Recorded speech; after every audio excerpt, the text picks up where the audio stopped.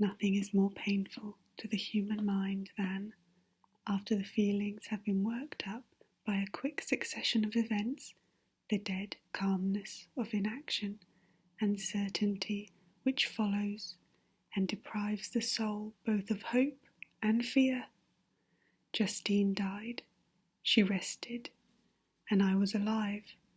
The blood flowed freely in my veins, but a weight of despair and remorse pressed on my heart which nothing could remove. Sleep fled from my eyes. I wandered like an evil spirit, for I had committed deeds of mischief beyond description. Horrible, and more, much more, I persuaded myself, was yet behind. Yet my heart overflowed with kindness and love of virtue. I had begun life with benevolent intentions, and thirsted for the moment when I should put them in practice and make myself useful to my fellow beings.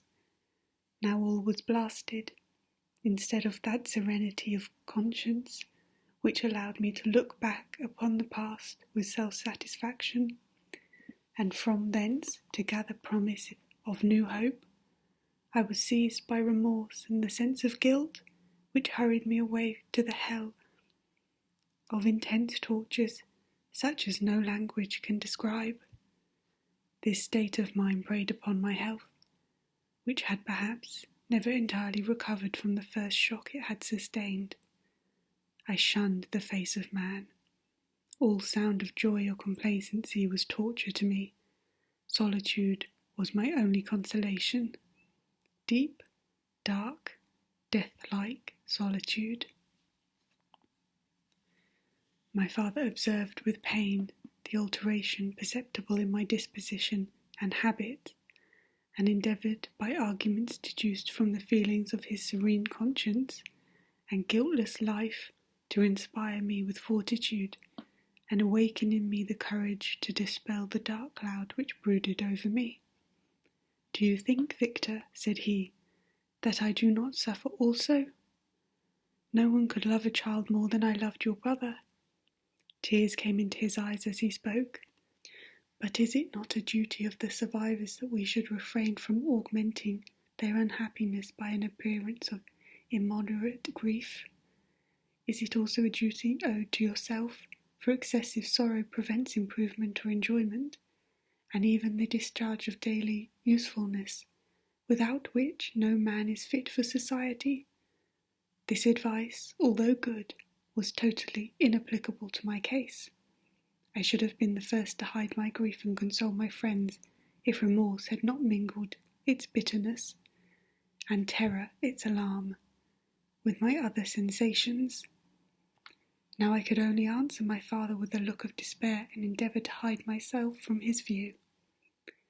About this time we retired to our house in Bellerive. This change was particularly agreeable to me. The shutting of the gates regularly at 10 o'clock, and the impossibility of remaining on the lake after that hour, had rendered our residence within the walls of Geneva very irksome to me. I was now free. Often, after the rest of the family had retired for the night, I took the boat and passed many hours upon the water. Sometimes, with my sails set, I was carried by the wind, and sometimes, after rowing into the middle of the lake, I left the boat to pursue its own course, and gave way to my own miserable reflections. I was often tempted, when all was at peace around me, that I, the only unquiet thing that wandered restless in a scene so beautiful and heavenly, if I expect some bat, or the frogs, whose harsh and interrupted croaking was heard only when I reached the shore. Often, I say, I was tempted to plunge into the silent lake, that the waters might close over me and my calamities forever.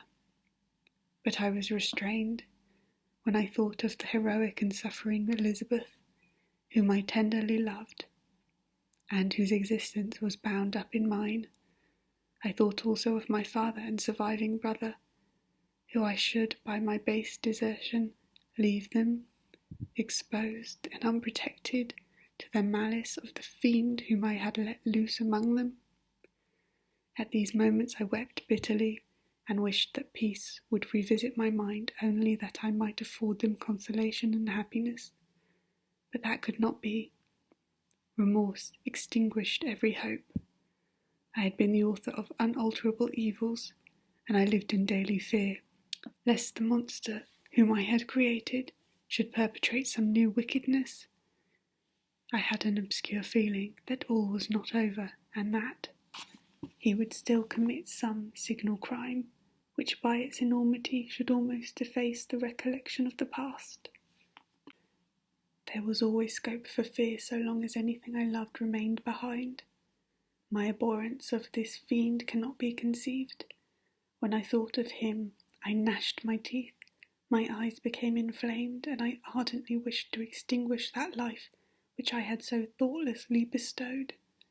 When I reflected on his crimes and malice, my hatred and revenge burst all bound of moderation.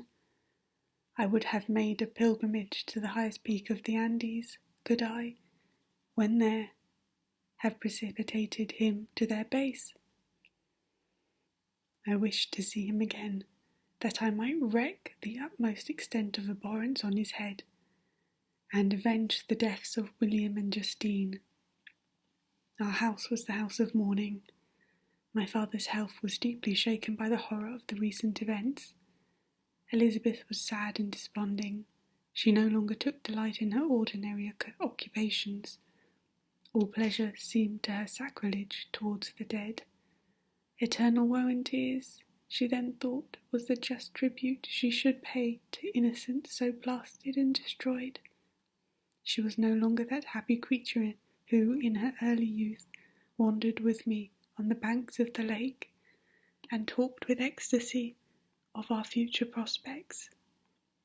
The first of these sorrows which are sent to wean us from the earth had visited her, and its dimming influence quenched her dearest smiles. When I reflected, my dear cousin, said she, on the miserable death of Justine Moritz, I no longer see the world and its works as they before appeared to me. Before I looked upon the amounts of vice and injustice that I read in books, or heard from others as tales of ancient days or imaginary evils. At least they were remote, and more familiar to reason than to the imagination. But now misery has come home, and men appear to me as monsters thirsting for each other's blood. Yet I am certainly unjust. Everybody believed that poor girl to be guilty, and if she could have committed the crime for which she suffered, assuredly she would have been the most depraved of human creatures. For the sake of a few jewels, to have murdered the son of her benefactor and friend, a child whom she had nursed from its birth, and appeared to love as if it had been her own. I could not consent to the death of any human being, but certainly I should have thought such a creature unfit to remain in the society of men. But she was innocent. I know, I feel she was innocent. You are of the same opinion, and that comforts me. Alas, Victor, when falsehood can look so like the truth, who can assure themselves of certain happiness? I feel as if I were walking on the edge of a precipice, towards which thousands are crowding and endeavouring to plunge me into the abyss. William and Justine were assassinated, and the murderer escapes. He walks about the world free, and perhaps respected. But even if I were condemned to suffer on the scaffold for the same crimes, I would not change places with such a wretch. I listened to this discourse with the greatest agony. I, not in deed, but in effect, was the true murderer. Elizabeth read my anguish in my countenance, and kindly taking my hand, said, "My dearest friend, you must calm yourself. These events have affected me, God knows how deeply, but I am not so wretched as you are. There is an expression of despair, and sometimes of revenge in your countenance that makes me tremble. Dear Victor, banish these dark passions. Remember the friends around you, who centre all their hopes in you. We have lost the power of rendering you happy?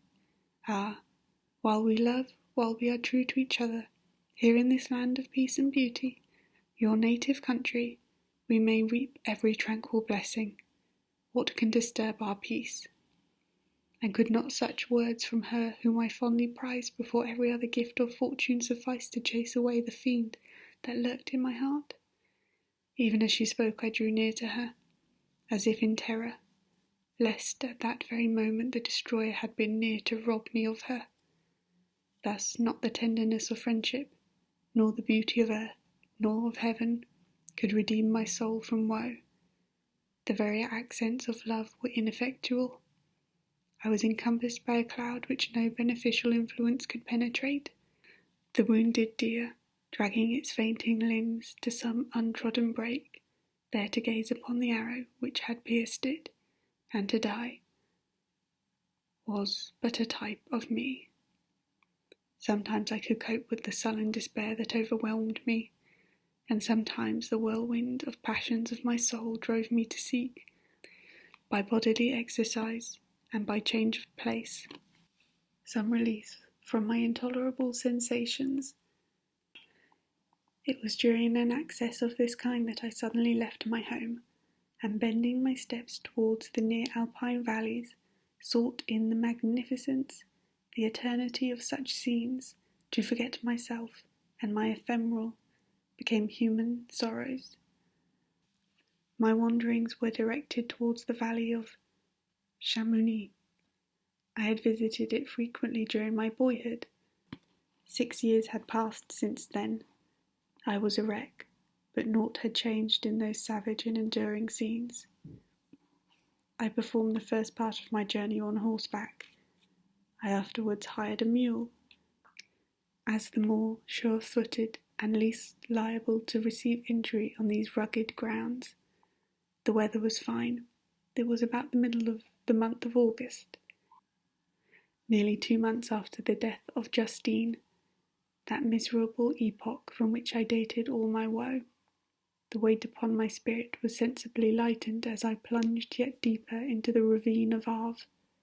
The immense mountains and precipices that overhung me on every side, the sound of the river raging among the rocks, and the dashing of the waterfalls around, spoke of a powerful, mighty omnipotence, and I ceased to fear or to bend before any being less almighty than that which had created and ruled the elements, here displayed in their most terrific guise. Still, as I ascended higher, the valley assumed a more magnificent and astounding character. Ruined castles hanging on the precipices of piny mountains, the impetuous Arve, and cottages every here and there peeping forth among the trees, formed a scene of singular beauty. But it was augmented and rendered sublime by the mighty Alps, whose white and shining pyramids and domes towered above all, as belonging to another earth, the habitations of another race of beings. I passed the bridge of Pélissier, where the ravine which the river forms opened before me, and I began to ascend the mountain that overhangs it. Soon after I entered the valley of Chamonix. This valley is more wonderful and sublime, but not so beautiful and picturesque as that of Cerveux, through which I had just passed.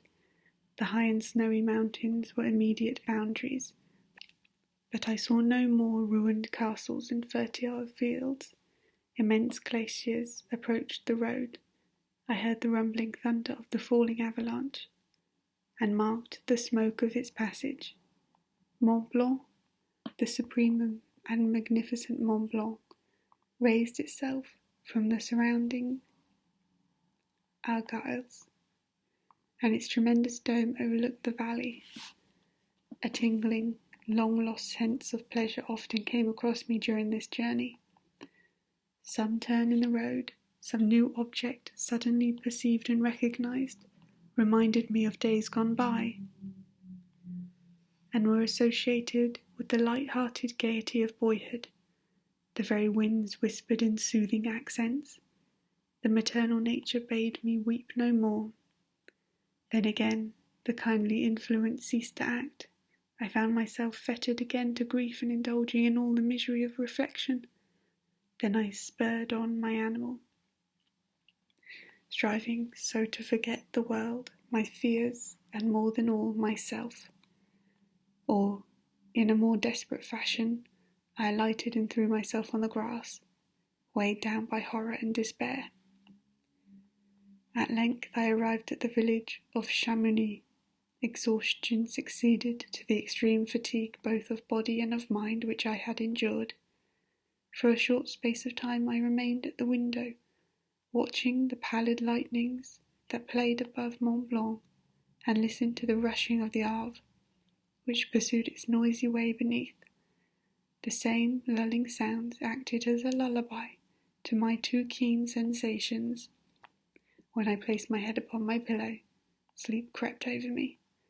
I felt it as it came, and blessed the giver of oblivion.